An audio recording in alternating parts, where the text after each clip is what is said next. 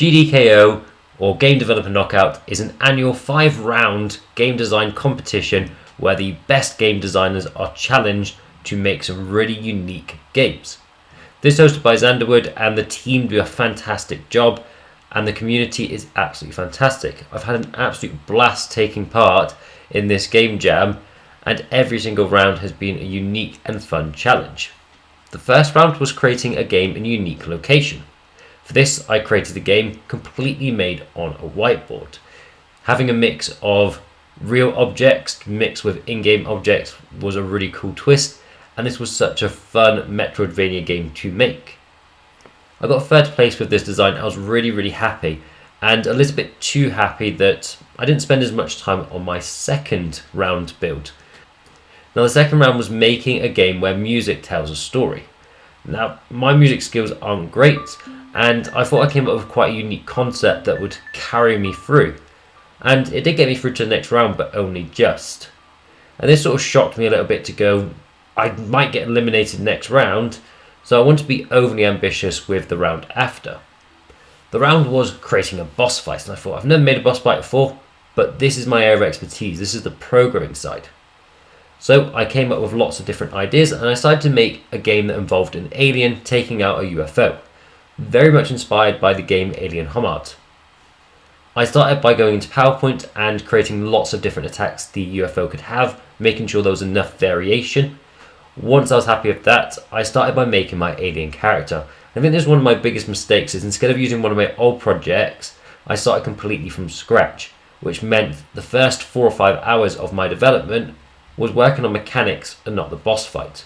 Mechanics were fun. The alien has a really unique arm that moves around in such a unique way.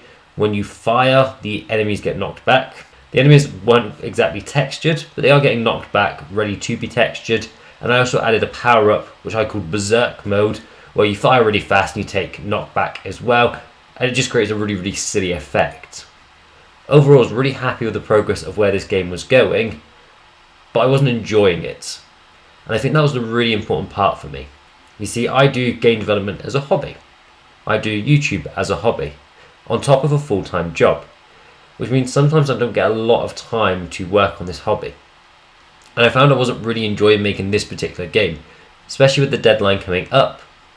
Really busy in my personal life as well. Almost felt like a chore to get this done in time. This is when I thought and said to myself, am I doing this for the right reasons?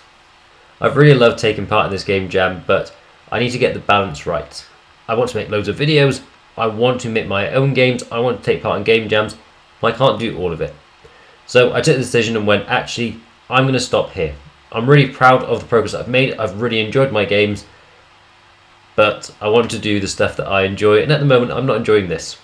It's been really fun, but this is the point where I think I'm going to stop now instead of making it a chore, because I don't want game design to be a chore, I want it to be something that I enjoy. So my alien game, the Lost Orb, and the Whiteboard World, these are projects I'm not going to continue anymore. So if you want to continue with them, they're in the description below. Download them, change them, look at how the code works, and if you make anything cool with them, let me know, drop me an email.